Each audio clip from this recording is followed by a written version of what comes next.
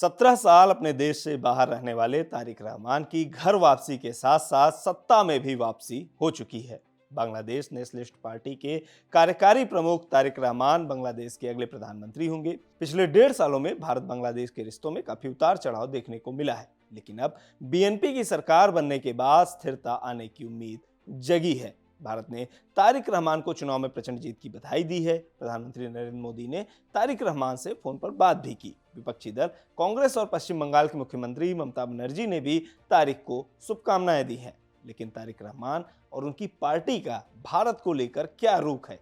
चुनाव जीतने के बाद भारत को लेकर उनकी क्या योजनाएं हैं? भारत के साथ अपने रिश्तों को लेकर तारिक रहमान के सलाहकार ने मीडिया से बात की है। क्या क्या कहा है, ये बताएंगे आपको इस वीडियो में। नमस्कार, मेरा नाम है गौरव श्यामा पांडे और आप खबर गांव देख रहे हैं। 12 फरवरी के चुनाव ने ढाका में 19 महीने की राजनीतिक अस्थिरता को खत्म कर दिया है, जो शेख हसीना की सरकार के खिलाफ विरोध प्रदर्शनों से शुरू हुआ था। 2024 में शेख हसीना की सरकार गिर गई थी और उन्हें भारत में शरण लेनी पड़ी थी। बांग्लादेश में मोहम्मद यूनुस के नेतृत्व में अंतरिम सरकार बनी और भारत विरोधी भावनाएं भी खूब भड़की। पिछले दिनों छात्र नेता उस्मान हादी की मौत के बाद ये और उग्र हो गया था। खैर, चुनाव हुए और बीएनपी की जीत हुई फरवरी महीने में 12 तारीख को, जिसे जमात के मुकाबले उदार माना जाता है। जीत के बाद अपने भाषण में तारिक रहमान ने एकजुट बांग्लादेश की अपील की और शेख हसीना के प्रत्यर्पण की बात भी दोहराई, जो इन दिनों भारत में रह रही हैं।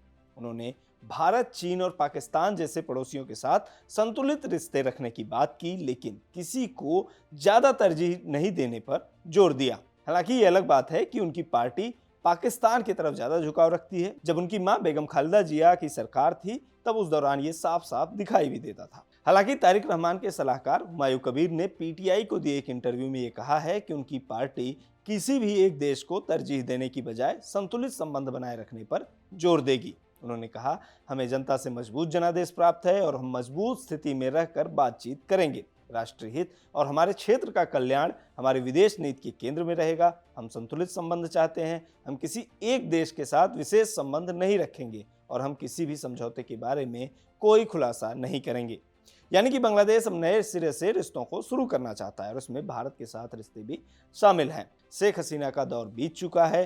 अवामी लीग की सत्ता से विदाई हो चुकी है। बांग्लादेश में राजनीतिक परिदृश्य बदल चुका है। ये एक वास्तविकता है जिसे पहचानने की जिम्मेदारी भारत पर है। बांग्लादेश चाहता है कि दोनों देशों को पारस्परिक लाभ के लिए मिलकर काम करना चाहिए, ऐसा तारिक रहमान के सलाहकार हुमायूं कबीर का मानना है। इस इंटरव्यू में तारिक रहमान के सलाहकार हुमायूं कबीर ने कहा कि भारत को ये स्वीकार करना होगा कि बांग्लादेश की राजनीति में बदलाव आ चुका है। जनता ने बीएनपी के पक्ष में साफ जनादेश दिया है। हुमायूं कबीर ने शेख हसीना को 1500 से ज्यादा लोगों की मौत का जिम्मेदार बताया। साथ ही भारत सरकार से ये अपील भी की कि वे यह सुनिश्चित करें कि शेख हसीना या अवामी लीग के दूसरे नेता उनकी जमीन का इस्तेमाल बांग्लादेश की स्थिरता को प्रभावित करने के लिए न करें। उन्होंने कहा, बांग्लादेश की संप्रभुता को कमजोर करने वाली किसी भी गतिविधि में भारत को सहभागी नहीं होना चाहिए। एक बार यह समस्या हल हो जाए तो सामान्य राजनयिक सहयोग फिर से शुरू हो सकता है। हम पड़ोसी हैं और हमें आपसी लाभ के लिए मिलकर काम करना चाहिए। हुमायूं कबीर ने तारिक रहमान की भारत यात्रा को लेकर भी जवाब दिया। चुनावी नतीजों के बाद प्रधानमंत्री नरेंद्र मोदी ने तारिक रहमान को फोन कर बधाई दी थी और भारत आने का निमंत्रण भी दिया था।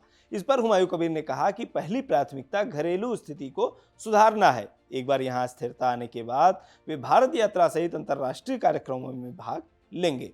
आपको बता दें कि प्रधानमंत्री नरेंद्र मोदी और तारिक रहमान के बीच हुई बातचीत में दोनों नेताओं ने सम्मानजनक और सहयोगपूर्ण रिश्तों की बात कही थी दोनों देशों के बीच में। 2/3 बहुमत के साथ सत्ता में वापसी करने वाले तारिक रहमान 17 फरवरी को प्रधानमंत्री पद की शपथ ले सकते हैं। इस कार्यक्रम में कई सारे विदेशी नेताओं को भी बुलाने की योजना है। पीटीआई की खबर के मुताबिक तारिक रहमान के शपथ ग्रहण समारोह में भारत के प्रधानमंत्री नरेंद्र मोदी समेत दक्षिण एशिया के अन्य नेताओं को भी बुलाया जा सकता है। हालांकि अब तक इसकी कोई आधिकारिक पुष्टि नहीं हुई है कि किन नेताओं को बुलाया जा रहा है और कौन कौन इसमें शामिल हो सकता है। खैर, अब नई सरकार के साथ भारत का रिश्ता किस तरह का होगा, ये तो आने वाले वक्त में ही पता चलेगा। लेकिन बांग्लादेश में अभी क्या चल रहा है, ये आपको बताने के लिए हमारे साथी साजिद और मनोज बांग्लादेश में मौजूद हैं और वहां से लगातार आपके लिए ग्राउंड रिपोर्ट कर रहे हैं। मेरी तरफ से इतना ही, शुक्रिया।